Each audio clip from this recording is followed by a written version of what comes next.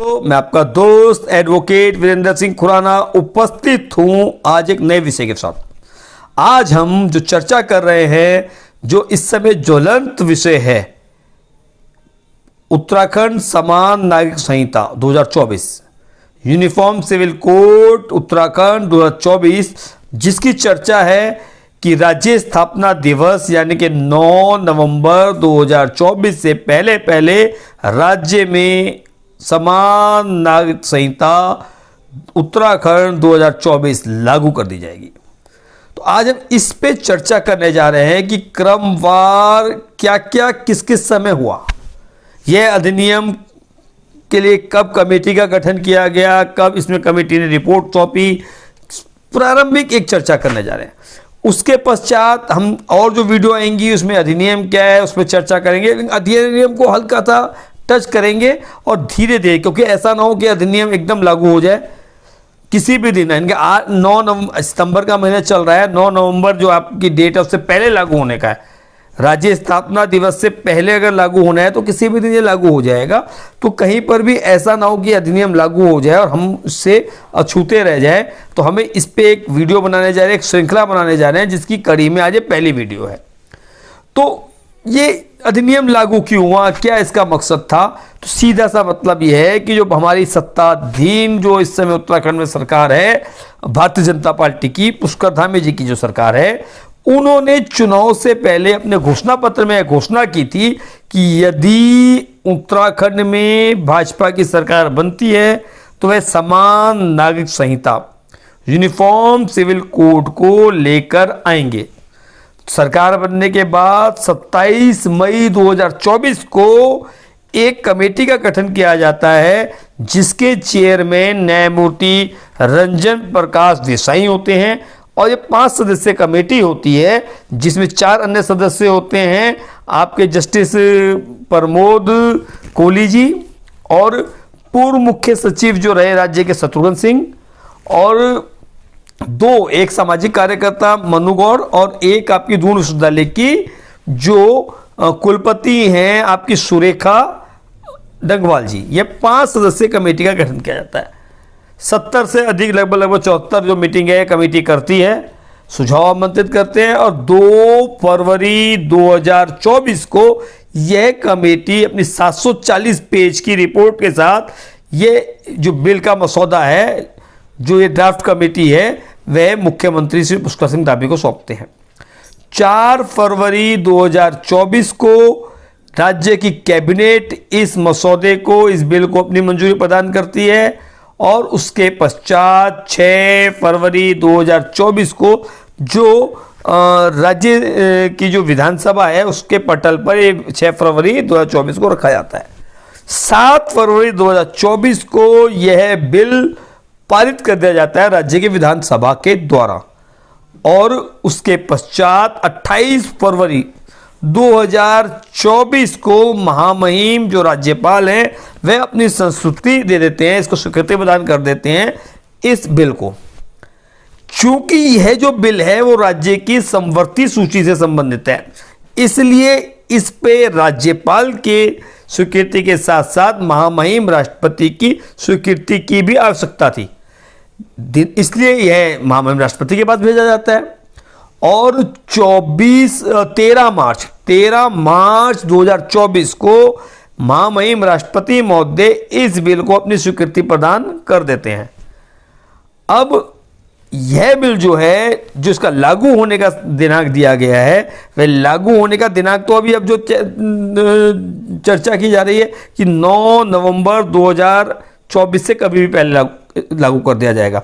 लेकिन जो एक्ट में लिखा है कि कब लागू होगा, कि जब अधिसूचित कर दी जाए, यानी कि इसकी अधिसूचना जारी होनी है। उसके लिए जो तर्क दिया जा रहा है, तो एक 9 सदस्यीय कमेटी बनाई गई, जो उत्तराखंड जो आपका समान नागरिक संहिता जो बिल है उसकी नियमावली की कमेटी बनाई गई। 5 सदस्यीय कमेटी ड्राफ्ट कमेटी बनी थी एक्ट को लागू करने के लिए, जिसके चेयरपर्सन थे जस्टिस आपके रंजन प्रकाश देसाई जी। अब जो नेक्स्ट कमेटी बनी नियमावली की, वो 9 सदस्यीय कमेटी बनी, जिसके चेयरमैन आपके हैं राज्य के पूर्व मुख्य सचिव, जो उस कमेटी के मेंबर थे, वो नियमावली कमेटी के चेयरमैन हैं। और जो वो जो कमेटी है 9 सदस्यीय में चेयरमैन हो गए आपके पूर्व सचिव शत्रुघ्न सिंह जी। सेकंड आपके आ गए सुधीर सिंह जी जो आपके एडिशनल सेक्रेटरी हैं आपके लॉ के। इसके बाद पदेन सदस्य बनाए गए एडिशनल सेक्रेटरी आपके फाइनेंस, एडिशनल सेक्रेटरी आपके पंचायती राज, एडिशनल सेक्रेटरी आपके व्यक्तिगत विभाग के, एडिशनल सेक्रेटरी आपके फाइनेंस के, और वीरेंद्र जीत सिंह जो है आपके डीआईजी पुलिस, और सामाजिक कार्यकर्ता जो उसके मेंबर थे मनु गौड़, और आपकी दून विश्वविद्यालय की कुलपति सुरेखा डंगवाल जी। ये सब 9 सदस्यीय कमेटी का गठन जो है जो इसकी नियमावली तैयार कर रहे हैं। जैसे ही नियमावली तैयार होगी उस दिन एक आपका जो इसका तर्क दिया जा रहा है कि नियमावली तैयार होते ही इसको लागू कर देंगे, लेकिन जो एक डेडलाइन दे रखी है वो 9 नवंबर 2024 से पहले कभी भी यह राज्य में लागू हो जाएगा। अब ये तो एक इसकी पृष्ठभूमि थी कि इसकी पृष्ठभूमि क्या थी। अब ये एक्ट है क्या, इस एक्ट में क्या क्या है, कुल कितनी धाराएं, हल्का सा इसको टच करेंगे और इस एक्ट के आने के बाद क्या होगा।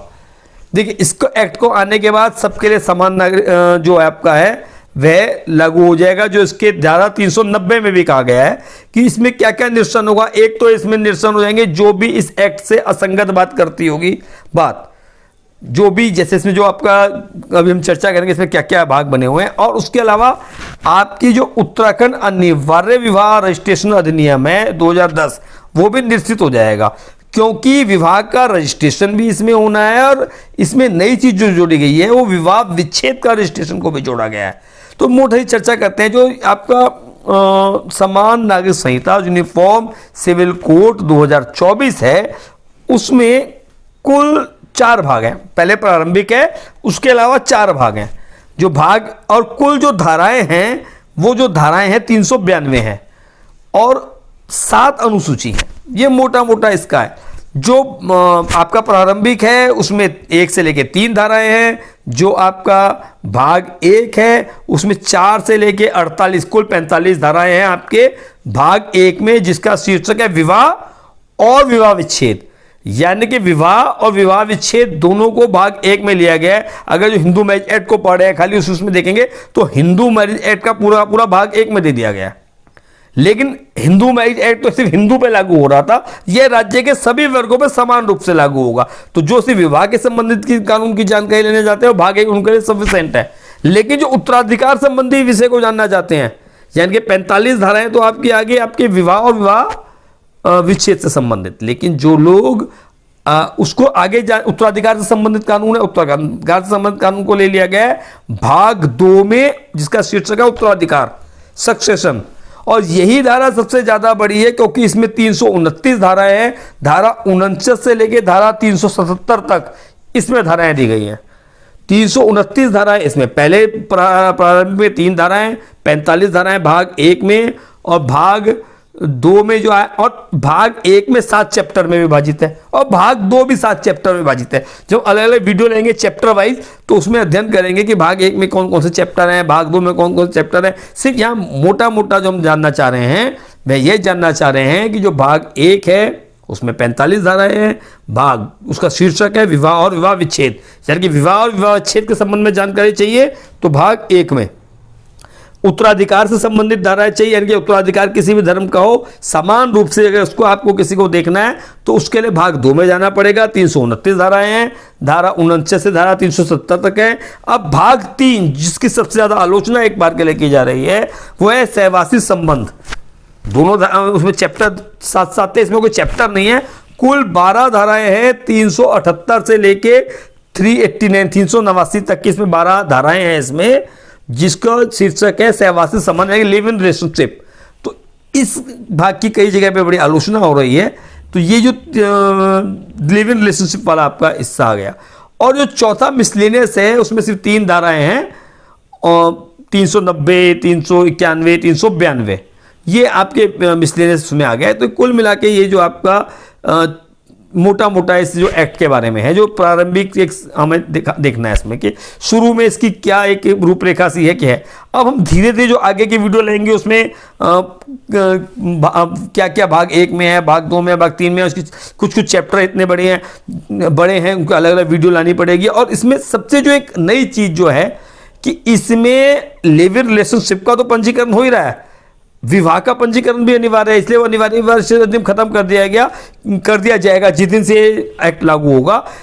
लेकिन तलाक का भी रजिस्ट्रेशन इसमें अनिवार्य कर दिया गया। अब तक कहीं पे तलाक का रजिस्ट्रेशन नहीं होता था, विवाह विच्छेद का कहीं रजिस्ट्रेशन नहीं हो रहा था, तो अब विवाह विच्छेद को भी रजिस्टर्ड किया जाएगा, लिव इन जो रिलेशनशिप है उसको भी रजिस्टर्ड किया जाएगा। तो कुल मिला के एक जो नई चीज इसमें आई है, उसमें काफ़ी कुछ अभी आना है और कुछ कमियां भी हो सकेंगी एक्ट में, जो आगे सुप्रीम कोर्ट हाई कोर्ट के जो जजमेंट्स आगे आएंगे वो उसके हिसाब से देखा जाएगा और उस हिसाब से हम लोग भी आगे इसकी चर्चा करेंगे। फिलहाल जो मोटा मोटा जो ये एक्ट था उसके में ऊपर हमने चर्चा की, इसी प्रकार के हम आगे वीडियो लाएंगे, पूरी इसकी एक श्रृंखला लेके आ रहे हैं। आप जुड़े रहें। नमस्कार, जय हिंद, जय उत्तराखंड।